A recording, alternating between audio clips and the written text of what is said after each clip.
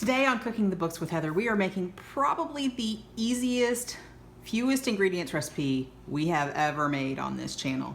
So it might be the shortest one. We are making boiled peanuts. And now look, I'm probably gonna say boiled peanuts more than once because that is how you say it in North Carolina. That's how I've heard it most of the time. It is a Southern way of saying it, and you'll probably hear that, but it's boiled peanuts. And I have to say, I have made boiled peanuts before many times. I really, really like them. I know that it sounds kind of weird, but if you think about it, peanuts are legumes, they're beans, they're just like all those other beans that you eat soft and you know, boiled with salt and flavorings, and so trust me, it's good. And all the recipe requires is salt, water, and green peanuts. Now that's where you're gonna have a problem. Green peanuts are only found, apparently, they come out of the ground sometime in early October, and that's when you can find them green and you can boil them, but you can freeze them. So if you boil up a bunch, you can freeze them in batches and have them throughout the year. So these are not green, they are raw. So these are raw peanuts, but they're much drier than green peanuts. You can boil these. She says not to do that.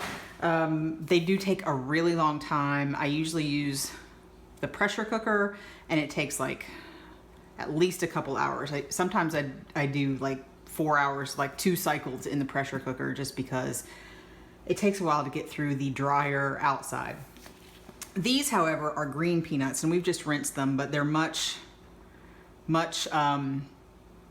moister. They've just come out of the ground. They are basically fresh peanuts from the ground.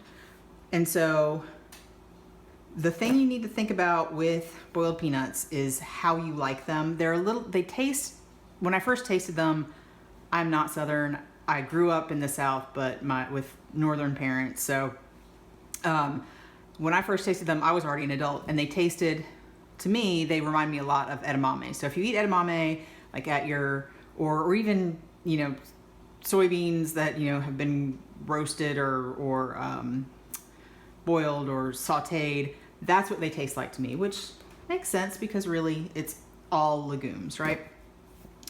So most of this, you're probably not gonna see. I have a pot on my stove with a bunch of water and a bunch of salt.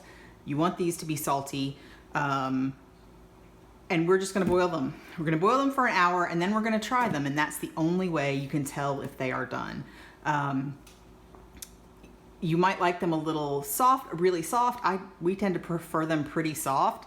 Or you might like them a little more al dente, but you try them, and if you like them, great. Let them sit in their brine, and you might want to, once they're salty enough, you can take them out, but they will take on more salt from the cooking liquid as they cool. But if they start getting too salty, you can take them out of that. But she says to store them in the brine. I generally don't, but they'll keep in the refrigerator for a week or so. Or in the freezer for about a year. So we'll let you know what they look like when they're done, and we'll probably show you how we check it in between.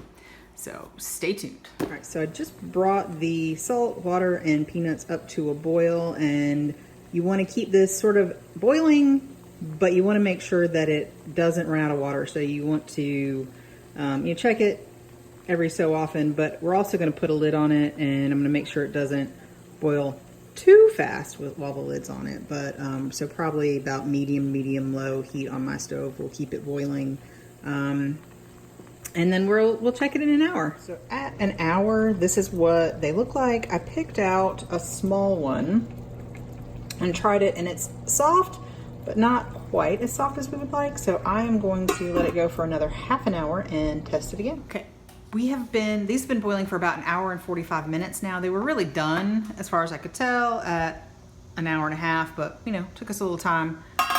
And this is what they look like. They're Excuse the noise. They're still kind of floating as they, we like to let them cool in the brine. And as they cool, they'll take on a little more water, a little more of the brine, and be a little saltier. I think these were not quite as salty as we would have liked, but I'm going to show you. They're kind of hot right now. Ooh. Show you what you do with these. Now, normally I would probably bite this and open it with my mouth because the salty brine is sort of part of the point of this that gets into the peanuts. But you see, this is the peanut and it kind of squishes. So that means it's pretty much done. Not as salty as I would like. So we're just gonna let it sit in this brine and it'll absorb some of the salt and it'll probably be fine when they're cool.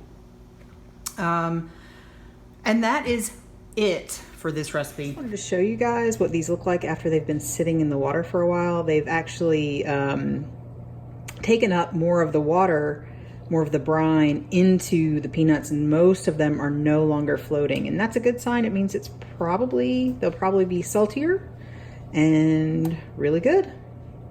I think I neglected to mention, this is from Deep Run Roots, Vivian Howard's cookbook. And she is from Eastern North Carolina. My husband is from Eastern North Carolina. So a lot of what she does is very familiar to him. And this is one of the things that he grew up on. So I hope that you'll be able to find raw peanuts and that you'll try this, because this is a great snack. We have it pretty much all throughout the fall as they're available. We'll have it, you know, in the afternoon with a beer, something like that, sitting on the porch. Our kids love them, and it's super easy. If you enjoyed this recipe, please come back next week and we'll have another, probably not quite so easy, recipe for you on Cooking the Books with Heather. Thanks.